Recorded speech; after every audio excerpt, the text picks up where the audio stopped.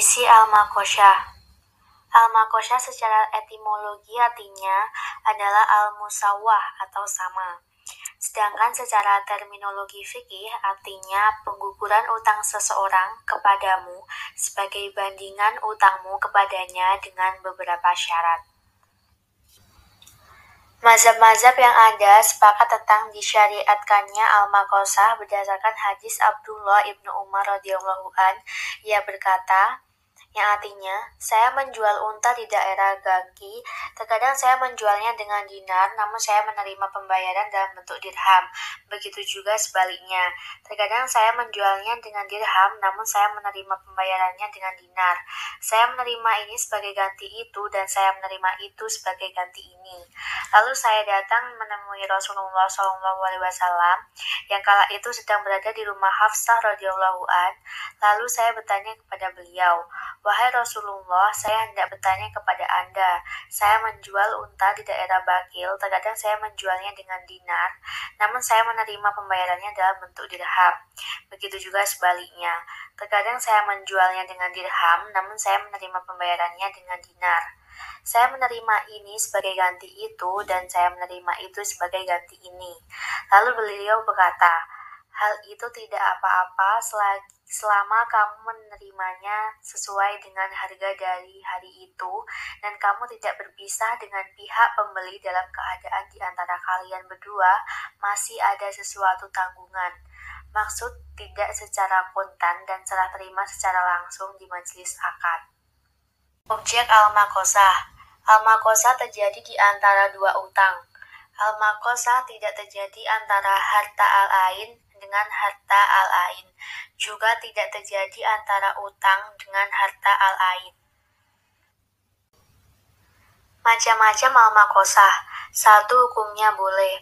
A. Bersifat jabriyah atau memaksa, terjadi dengan sendirinya secara otomatis, dan mau tidak mau kedua belah pihak harus menerimanya. Syarat-syaratnya: 1. Bertemunya dua hak atau dua utang. Yang kedua, kedua utang yang ada memiliki kesamaan pada spesifikasi, jenis, macam, sifat, dan temponya. Yang ketiga, al-mukosyah tidak menimbulkan kemudorotan. Yang keempat, al-mukosyah tidak berkonsekuensi munculnya.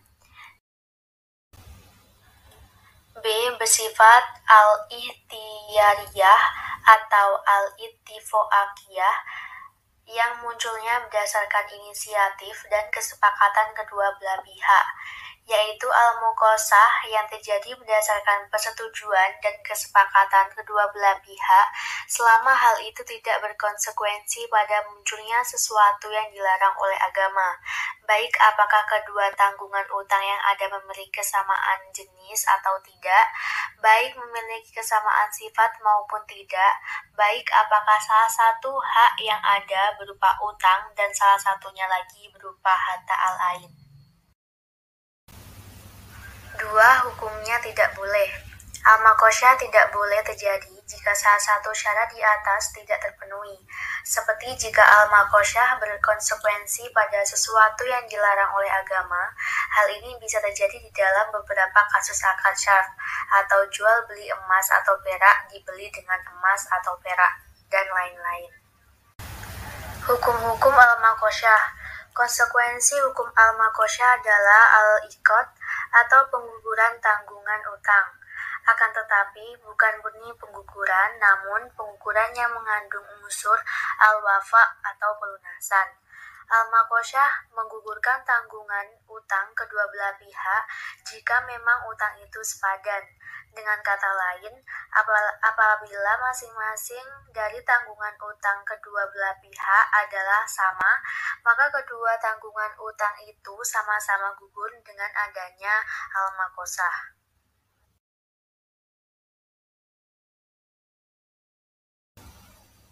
Definisi al-ibrah.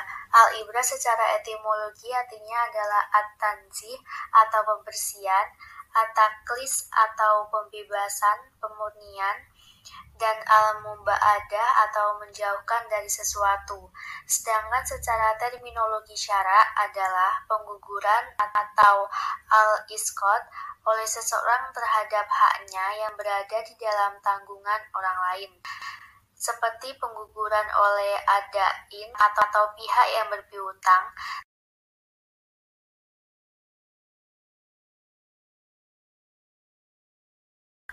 Persyariatan al-ibrah. Al-ibrah secara garis besar adalah sesuatu yang dianjurkan atau mandub, karena al-ibrah adalah salah satu bentuk kemurahan hati berbuat baik dan pemberian.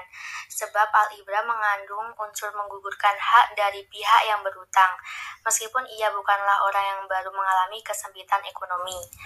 Allah Subhanahu wa Ta'ala berfirman, Bismillahirrahmanirrahim.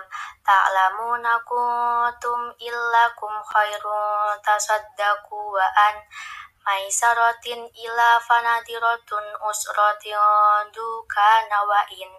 Yang artinya, dan jika orang berutang itu dalam kesukaran, maka berilah tangguh sampai dia berkelapangan, dan menyedekahkan sebagian atau semua utang itu lebih baik bagimu jika kamu mengetahuinya. Surat Al-Baqarah ayat 280. Rukun al-ibrah. A. Al-mubri atau pihak yang membebaskan. B. Al-mubra atau pihak yang berutang yang dibebaskan dari utangnya. C. Sigo atau ijab. D. Al-mubra minhu atau objek al-ibrah yaitu berupa utang, harta al-ain atau hak. Syarat-syarat al-ibrah. 1. Mencakup syarat-syarat al-mubri atau pihak yang membebaskan. A. Haruslah orang yang memiliki kelayakan dan kompetensi untuk bertabaruk atau berderma. B. Harus memiliki kekuasaan dan kewenangan atas hak yang menjadi objek al-ibrah atau al-muhra minhu, seperti ia adalah pemilik al-mubra minhu. C. Al-ibrah harus Selanjutnya yaitu mengenai syarat-syarat al-mubra atau pihak yang dibebaskan. Berdasarkan kesepakatan fuqaha, menurut ulama Hanabilah, al-mubra disyaratkan harus diketahui dengan jelas, pasti, dan ditentukan individunya. Tidak boleh maihul atau tidak diketahui, dan tidak boleh mubham atau sama, tidak jelas, dan tidak ditentukan siapa orangnya. Selanjutnya yakni mengenai syarat-syarat ijab qabul di dalam al-ibrah. Yang pertama yakni harus munajjaz atau langsung terlaksana dan positif. Yang kedua, tidak bertentangan dengan hukum-hukum. Yang ketiga, al-mubra' minhu merupakan hak milik al-mubri. Dan yang keempat, al-ibrah harus berlangsung setelah tetap dan positifnya hak yang menjadi al-mubra' minhu atau setelah adanya sebab yang memunculkan hak tersebut. Selanjutnya yakni mengenai syarat-syarat al-mubra' minhu, yaitu objek al-ibrah yang darinya al-mubra' dibebaskan. Yang pertama yakni al-mubra' minhu disyaratkan harus diketahui dengan jelas. Yang kedua, al-mubra' minhu tidak boleh berupa harta al-ain. Dan yang ketiga, al-mubra' minhu statusnya harus sudah ada ketika dilakukan al-ibrah. Objek al-ibrah. Objek al-ibrah bisa berbentuk harta al-ain, harta yang berbentuk utang, dan bisa dalam bentuk hak bukan dalam bentuk harta.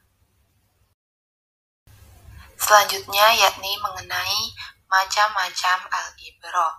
Al-ibrah dibagi menjadi 3 macam, yakni yang pertama, al-ibrah dilihat dari sisi keumuman dan tidaknya atau secara khusus. Al-ibrah secara umum yakni pembebasan dari setiap harta al-ain, utang, dan dari hak yang berada dalam tanggungan seseorang. Dan al-ibrah secara khusus yakni pengibraan atau pembebasan dari suatu hak tertentu. Yang kedua, al-ibrah dilihat dari waktunya dan pihak-pihak yang terkait. Dan yang ketiga, al-ibrah dilihat dari sisi sighahnya, yaitu al-ibrah yang berupa al-isqat atau pengguguran, dan al-ibro yang berupa al-istifa. Selanjutnya yakni mengenai konsekuensi hukum al-ibro dan hukum mencabut kembali al-ibro. Konsekuensi hukum al-ibro jika dikeluarkan dalam keadaan telah memenuhi syarat-syaratnya, maka haknya akan digugurkan oleh al-mubro' minhu dari tanggungan al-mubro' sesuai dengan kekhususan dan keumuman al-ibro' yang ada. Selanjutnya, menurut pendapat ulama Hanafiyah, al-mubri' tidak bisa mencabut kembali pengibroan atau pembebasan yang telah ia keluarkan. Juga, ia tidak boleh berpindah darinya. Selanjutnya adalah implementasi al-ibro dalam perbankan syariah. Penerapan al-ibro pada pembiayaan murabahah berdasarkan fatwa DSN nomor 47 DSN MUI kedua 2005 pada BNI Syariah. BNI Syariah memberikan kredit kepada nasabah BNI Syariah dalam menyalurkan dana untuk kredit harus didasarkan pada adanya suatu jaminan. Yang dimaksud jaminan dalam pemberian kredit adalah keyakinan BNI Syariah atas kesanggupan debitur untuk melunasi kredit sesuai dengan yang dijanjikan, supaya tidak menimbulkan potensi kerugian. Seperti kredit bermasalah, yaitu kondisi di mana debitur mengingkari janjinya untuk membayar angsuran yang telah jatuh tempo, sehingga nasabah mengalami keterlambatan membayar atau sama sekali tidak membayar. Definisi al-istihqaq. Al-istihqaq secara bahasa dapat diartikan sebagai at-tolab atau meminta dan juga menuntut hak. Al-istihqaq secara terminologi fikih dapat diartikan sebagai keberadaan sesuatu yang ternyata hak milik orang lain. Juga dapat didefinisikan bahwa al-istihqaq yaitu menghapus kepemilikan atas sesuatu karena terbukti adanya kepemilikan lain atas sesuatu hal sebelumnya. Selanjutnya yakni mengenai macam-macam al-istihqaq. Al-istihqaq dalam kaitannya dengan pembatalan dan penganuliran dibagi menjadi dua macam, yakni yang pertama al-istihqaq yang membatalkan kepemilikan atas sesuatu secara keseluruhan, dan yang kedua yakni al-istihqaq yang memindahkan kepemilikan dari seseorang kepada orang lain. Selanjutnya yakni mengenai konsekuensi hukum atau pengaruh al-istihqaq terhadap beberapa bentuk akad.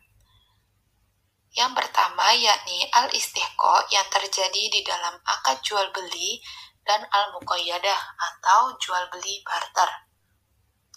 Apabila barang yang dijual sebagiannya ternyata hak milik orang lain sebelum terjadi al-qabdu atau sebelum barang yang dijual diserah terimakan kepada pihak pembeli, sementara pihak mustahik atau orang yang memiliki hak milik atas sebagian barang yang dijual tersebut tidak memperbolehkan jual beli, maka akad jual beli tersebut akan batal. Yang kedua yakni al-istihqaq yang terjadi di dalam akad ar-rohn atau gadai.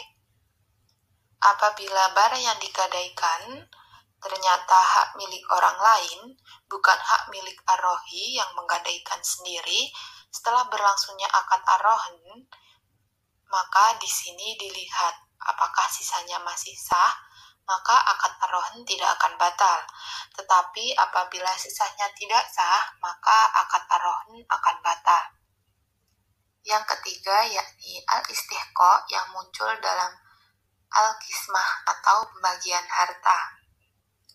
Apabila harta yang dibagi ternyata sebagiannya atau keseluruhannya adalah mustahak, maka secara zohir pembagian tersebut akan batal, dan pada hakikatnya pembagian tersebut adalah tidak sah.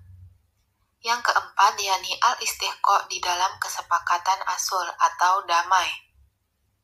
Apabila objek asul atau al-mus'allah anhu atau at-mushalah alaih pengganti di dalam akad asul yang diberikan oleh pihak tergugat kepada pihak penggugat ternyata mustahak, bukan hak milik pihak tergugat sendiri, maka kesepakatan asul tersebut akan batal. Kelima, yakni al-istihqaq yang terjadi di dalam akad ijarah atau sewa. Apabila biaya sewa atau sesuatu yang disewakan ternyata mustahak, maka akad sewanya akan batal. Yang keenam, yakni al-istihqaq yang terjadi di dalam akad musaqoah dan muzaroah. Apabila al-musaqo alaih atau kebun yang dirawat dan disirami oleh pihak penggarap di dalam akad musaqoah ternyata mustahak, maka akad musaqoah akan batal jika pihak mustahik menghendakinya, karena ia memang memiliki pilihan antara tetap mempertahankan akad musaqoah tersebut atau membatalkannya. Dan dalam akad muzaroah, tanah yang digarap ternyata mustahak dan pihak muzari atau orang yang mengolah dan menanami lahan di dalam akad muzaroah sudah memulai pekerjaan namun belum sampai menanaminya, maka ia tidak berhak mendapatkan apa-apa. Yang ketujuh, yakni al-istihqaq yang terjadi di dalam akad nikah. Apabila mahar yang ditentukan ternyata mustahak sebelum diserahkan kepada pihak istri, maka penyebutan mahar di dalam akad adalah sah. Dan si suami berkewajiban memberi ganti sesuai nilai tersebut. Dan apabila istri mengajukan khuluk kepada suaminya dengan pengganti harta tertentu, lalu hartanya mustahak, maka istri harus menggantinya sesuai nilai harta tersebut.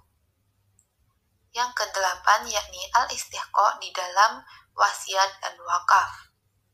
Apabila sesuatu yang diwasiatkan atau diwakafkan ternyata mustahak, bukan hak milik pihak yang mewasiatkan atau yang mewakafkan itu sendiri, maka al-wasi yang menanggung karena dia yang melakukan akadnya.